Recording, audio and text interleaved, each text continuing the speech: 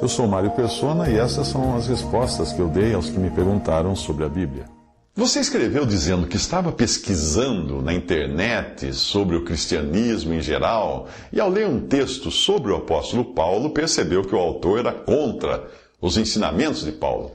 E depois você viu outros que também afirmavam que Paulo ensinava coisas diferentes ou opostas ao que Cristo ensinou. Então você disse que foi conferir e encontrou mesmo afirmações de Paulo que são diferentes das afirmações de Jesus. E depois disso você perguntou, será por isso que muitos hoje afirmam que o cristianismo foi transformado em paulinismo? Bom, primeiro você deve ter observado que muitas coisas que Jesus disse nos evangelhos também eram diferentes de coisas que ele próprio, que é Jeová, disse no Antigo Testamento, quando ele se apresentava aos hebreus como Jeová. Sim, isso mesmo. Você não me entendeu mal. Muitos cristãos não percebem que Jesus e Jeová são uma mesma e única pessoa, apenas agindo em diferentes contextos. Você deve ter notado Jesus dizer algumas vezes nos evangelhos algo como vos foi dito, e depois ele retificar. Eu, porém, vos digo. Só isso já deveria dar aos que não entendem as dispensações uma pista de que Deus tem tratado com a humanidade de maneiras diferentes em diferentes eras. Quando nós chegamos à revelação dos mistérios dados a Paulo, ou a revelação dada a Paulo dos mistérios, dentre estes a verdade da igreja, nós descobrimos que por meio do apóstolo, o Espírito Santo de Deus estava falando de um povo diferente daquele Israel que nós encontramos no Antigo Testamento, ou dos judeus que nós encontramos nos Evangelhos, porque ali Israel tinha sido dividido e sobraram apenas os judeus, Judá e Benjamim, e as outras 10 tribos tinham sido dispersas. No Antigo Testamento e também nos Evangelhos, Deus tratou com um povo para o qual preparou por herança um reino desde a fundação do mundo, Mateus 25, 34. A partir de Atos 2, nós encontramos um povo celestial formado por pessoas tiradas dentre judeus e gentios e eleitas em Cristo antes da fundação do mundo. Efésios 1:4. Percebe a diferença? Deus tem um povo escolhido desde a fundação do mundo, que é Israel. E Deus tem um povo, outro povo, escolhido antes da fundação do mundo, ou seja, na eternidade. Para o homem espiritual, não é surpresa ver que nas diferentes eras, com diferentes revelações, Deus tratou de diferentes maneiras com diferentes povos e situações. Mas vamos voltar à sua dúvida, que é a do abandono generalizado por parte da cristandade da sã doutrina revelada a Paulo.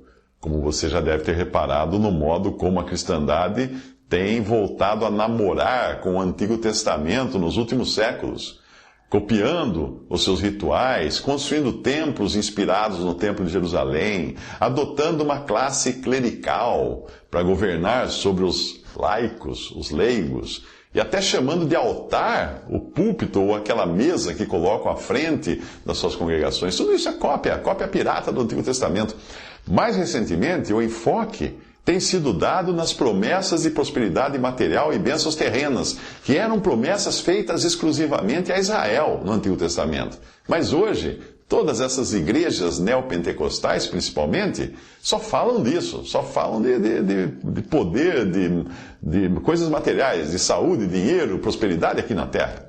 Portanto, existe em mim um misto de tristeza e de alegria quando eu vejo alguém que se diz cristão criticando o ministério do apóstolo Paulo. Eu vou explicar o porquê. Tristeza por ver alguém desprezar Paulo, aquele vaso que Deus escolheu para a ele fazer as revelações mais preciosas e elevadas da verdade.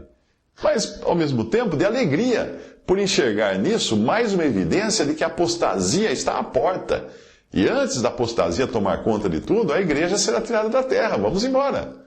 Esses loucos que, querendo parecer sábios, desprezam o apóstolo Paulo, ainda não perceberam que, se arrancassem do Novo Testamento as epístolas de Paulo, ficariam com muito pouco. e até mesmo nenhum entendimento do que é a graça de Deus, do que é a igreja, do que é o destino celestial do crente e outras verdades preciosas que foram inicialmente reveladas a Paulo.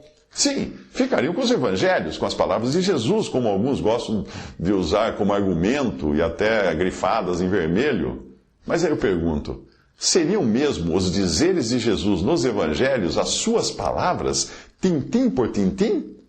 Ou não seriam elas as palavras que o Espírito Santo revelou aos discípulos como sendo palavras de Jesus para que eles as escrevessem e as tornassem parte do volume da revelação divina? Se você disser que eram as palavras que os autores dos evangelhos escutaram da boca de Jesus, então qual deles estava com Jesus quando ele subiu sozinho a orar antes da crucificação e disse essas palavras de agonia: Pai, se queres, passa de mim este cálice, todavia não se faça a minha vontade, mas a tua. Lucas 22, 42. Quem estava lá com Jesus nessa hora para escutar essas palavras? Se você acha que tem algum discípulo espiando entre os arbustos, continue lendo para entender que, levantando-se da oração, Jesus veio para os seus discípulos e achou-os dormindo de tristeza. Lucas 22, 45. Não tinha ninguém ouvindo aquilo. Os discípulos estavam dormindo. Como é que depois os autores dos evangelhos souberam disso? Que Jesus falou isso na sua oração? Teriam eles sonhado com o que Jesus disse na oração? Não. Eles só poderiam saber o que Jesus orou ali se o Espírito Santo lhes revelasse mais tarde aquilo. E quando eu falo mais tarde, bem mais tarde, umas 3 ou 4 décadas mais tarde, que é quando foi escrito o primeiro Evangelho. E o que dizer então do anjo do céu que o fortalecia quando Jesus orava? Ou do seu suor que tornou-se em grandes gotas como de sangue que corriam até o chão? Lucas 22, 43 e 44. Quem viu isso? Quem estava ali? Ninguém teria conhecimento dessas coisas a não ser por revelação divina. E quando os evangelhos falam do que Jesus estava sentindo, em passagens como o Senhor moveu-se de íntima compaixão, ou então Jesus vendo o pensamento de seus corações, quando os evangelhos falam isso, eles revelam o íntimo do Senhor, aquilo que ninguém poderia saber que ele estava sentindo, ou experimentando, ou adivinhando dos pensamentos, a menos que tivesse conhecidos por revelação, para poder colocar isso no texto dos evangelhos.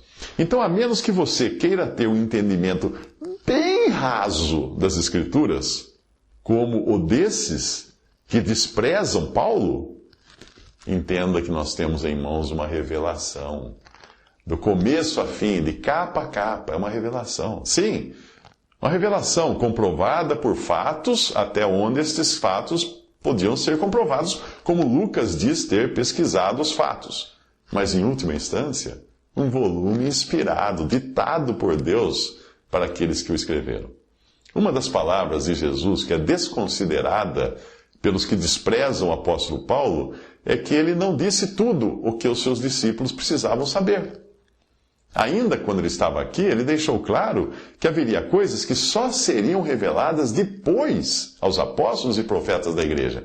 Veja o que Jesus disse: Ainda tenho muito que vos dizer, mas vós não o podeis suportar agora. Mas quando vier aquele Espírito de verdade, ele vos guiará em toda a verdade, porque não falará de si mesmo, mas dirá tudo o que tiver ouvido e vos anunciará o que há de vir. Ele me glorificará, porque há de receber do que é meu e vô-lo há de anunciar. João 16, de 12 a 14. Conforme Jesus havia prometido, foi esse mesmo Espírito de verdade quem revelou a Paulo as coisas que ele escreveu nas suas epístolas, começando com uma frase que mesmo os evangelistas, autores dos evangelhos, mesmo eles, não registraram.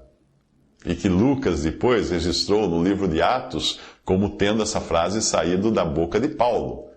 A frase é essa: Tenho-vos mostrado em tudo que, trabalhando assim, é necessário auxiliar os enfermos e recordar as palavras do Senhor Jesus que disse: mais bem-aventurada coisa é dar do que receber. Está em Atos 20, 35. Onde que Jesus disse isso nos evangelhos? Não está lá. Foi do próprio Jesus que Paulo recebeu a revelação também, não só de uma palavra como essa, mas da ceia do Senhor, para ser celebrada depois da sua morte, ressurreição e ascensão aos céus, e não dos discípulos, não é a mesma ceia dos discípulos que ouviram as palavras de Jesus antes da sua morte. Não foi deles que Paulo aprendeu sobre a ceia. Quando Jesus, antes de morrer, instituiu a ceia ali com seus discípulos, ele fez isso em conexão com a Páscoa judaica, que não tinha nada a ver com a igreja. Em 1 Coríntios, capítulo 11, versículo 23, Paulo diz assim: porque eu recebi do Senhor o que também vos ensinei. Então não foi dos outros apóstolos que Paulo recebeu essa informação, mas ele a recebeu do próprio Senhor. E ele conta a sua experiência em Gálatas. Mas quando aprouve a Deus, que desde o ventre de minha mãe me separou e me chamou pela sua graça a revelar seu Filho em mim, para que eu pregasse entre os gentios, não consultei carne nem sangue, ou seja, não perguntei nada a ninguém, não pedi permissão a ninguém, nem tornei a Jerusalém a ter com os que já antes de mim eram apóstolos, mas parti para a Arábia e voltei outra vez a Damasco. Depois, passados 3 anos, fui a Jerusalém para ver Pedro, e fiquei com ele 15 dias, e não vi nenhum outro dos apóstolos, senão a Tiago, irmão do Senhor. Gálatas 1, de 15 a 19. Mas não é novidade que muitos líderes na cristandade hoje rejeitem a Paulo, porque essa atitude soberba já podia ser encontrada entre os cristãos de Corinto. E Paulo revela isso quando ele diz: visto que buscais uma prova de Cristo que fala em mim. 2 Coríntios 13, 3. Isso vinha do orgulho e sentimento de autossuficiência daqueles coríntios, como o próprio Paulo denuncia em 1 Coríntios 4, de 7 a 8, acrescentando nessa denúncia que Paulo faz, nessa crítica, uma pitada de sarcasmo ou ironia nas suas palavras. Ele escreve assim: porque quem te faz diferente? E que tens tu que não tenhas recebido? E se o recebeste, por que te glorias como se não o houveras recebido? Já estais farto, né? Já estais ricos, sem nós reinais. Quisera reinasseis, para que também nós viéssemos a reinar convosco. E o que dizer da autenticação que o próprio apóstolo Pedro dá às palavras escritas por Paulo e pelos outros profetas e apóstolos, né, da igreja, como vindas do próprio Espírito de Deus? Ou melhor, que Paulo dá suas próprias palavras, né, como vindas do próprio Espírito de Deus. Os apóstolos escreveram a revelação de Deus para eles, do Espírito de Deus para eles, palavra por palavra. Nós diríamos hoje tintim por tintim. Paulo explica isso em 1 Coríntios 2, de 10 a 13. Mas Deus nos revelou as coisas de Deus pelo seu Espírito, porque o Espírito penetra todas as coisas, ainda as profundezas de Deus. Porque qual dos homens sabe as coisas do homem, senão o Espírito do homem que nele está? Assim também, ninguém sabe as coisas de Deus, senão o Espírito de Deus. Mas nós não recebemos o Espírito do mundo, mas o Espírito que provém de Deus, para que pudéssemos conhecer o que nos é dado gratuitamente por Deus, que são as coisas do versículo 10 que ele tinha citado antes. As quais coisas também falamos, não com palavras de sabedoria humana, mas com as palavras que o Espírito Santo ensina, comparando as coisas espirituais com as espirituais. Pedro, um dos discípulos que andou com Jesus, eu digo isto porque Paulo iria se converter só depois de Jesus ter morrido, ressuscitado e ascendido aos céus. Pedro deixou claro que os escritos de Paulo tinham tanta autoridade quanto as outras escrituras. E Pedro estava se referindo ali ao cânon do Antigo Testamento, que era o que eles tinham compilado até aquele momento. Vou repetir. Os escritos de Paulo tinham tanta autoridade quanto as outras escrituras. É isso que Pedro fala. Veja a passagem. E tendo por salvação a longanimidade de nosso Senhor, como também o nosso irmão Paulo vos escreveu, segundo a sabedoria que lhe foi dada a Paulo, falando disto como em todas as suas epístolas, entre as quais há pontos difíceis de entender, que os indoutos e inconstantes torcem, e igualmente as outras Escrituras para a sua própria perdição. 2 Pedro 3, 15 a 16. Leia, ouça de novo isso. Ouça de novo, vou repetir. Vou repetir a passagem. Tende por salvação a longanimidade de nosso Senhor, como também o nosso amado irmão Paulo vos escreveu, segundo a sabedoria que lhe foi dada, falando disto como em todas as suas epístolas, dentre as quais há pontos difíceis de entender, que, quem?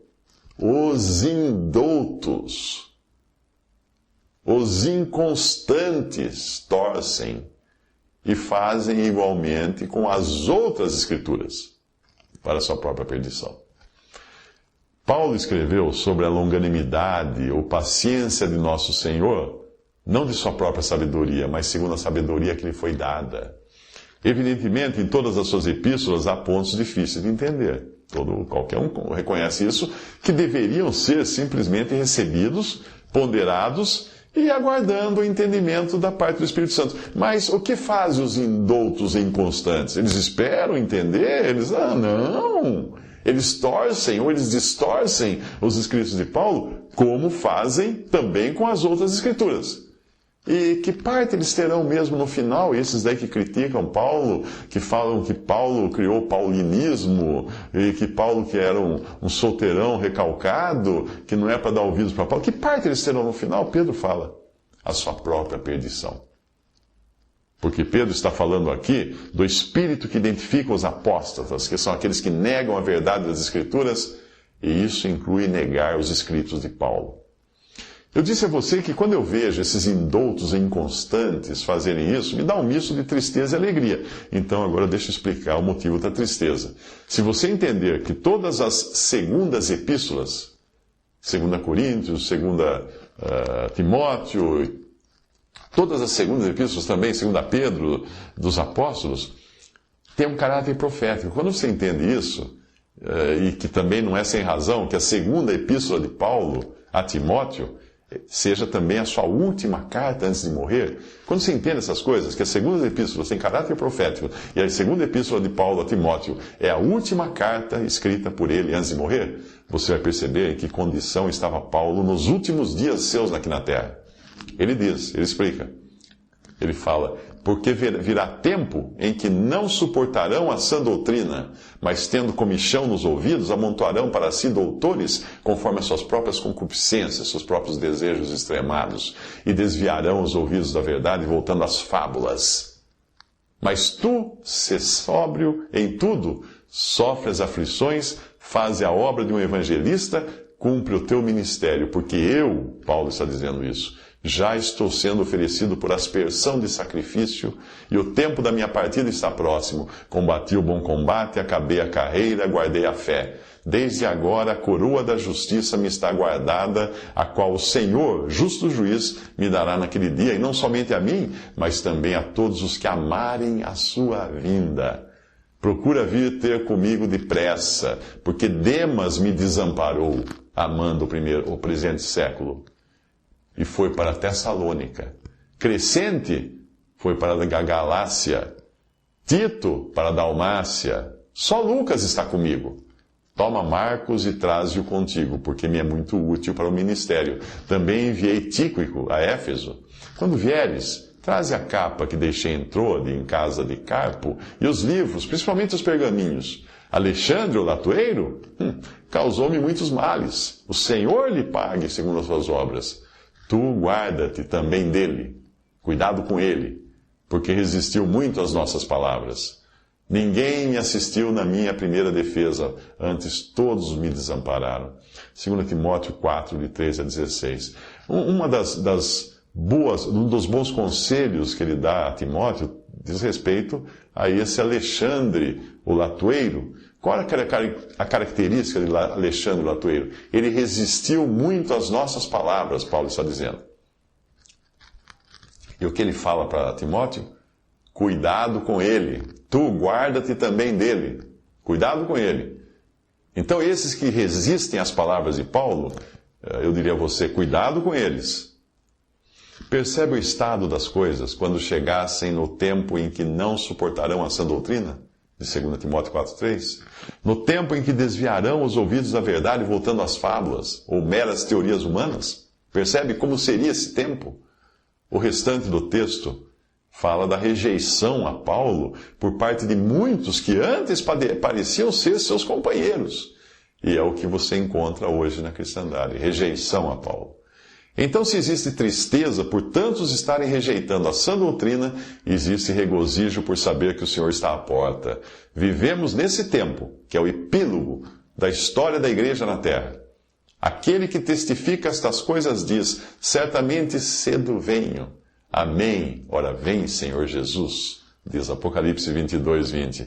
Então, quando você encontrar um texto, ou um livro, ou um vídeo, ou um pregador que fale com desdém do apóstolo Paulo, cuidando a entender que ele e os seus escritos não sejam dignos de total confiança, ou que eram apenas devaneios de um solteirão recalcado e antifeminista, cuidado com ele, com esse que prega essas coisas. Simplesmente ignore, jogue fora o texto, mude de canal. Ou se for alguém pregando isso em algum lugar, algum púlpito, vire as costas e deixe o infeliz falando sozinho, porque é um infeliz. A Bíblia deixa muito clara a maneira como hereges e inimigos da verdade devem ser tratados. E não tem nada de politicamente correto no modo como nós devemos agir com essas pessoas. No fundo, pessoas assim estão fazendo o mesmo que fez o incrédulo Festo, quando disse: estás louco, Paulo, as muitas letras se fazem delirar. Lá em Atos 26:24. A palavra de Deus sugere a maneira de tratar um herege. Ao homem herege, depois de uma e outra demonstração, evita-o, sabendo que esse tal está pervertido e peca, estando já em si mesmo condenado. Tito, capítulo 3, versículos 10 a 11. Visite respondi.com.br. Adquira os livros ou baixe e-books. Visite 3minutos.net. Baixe o aplicativo.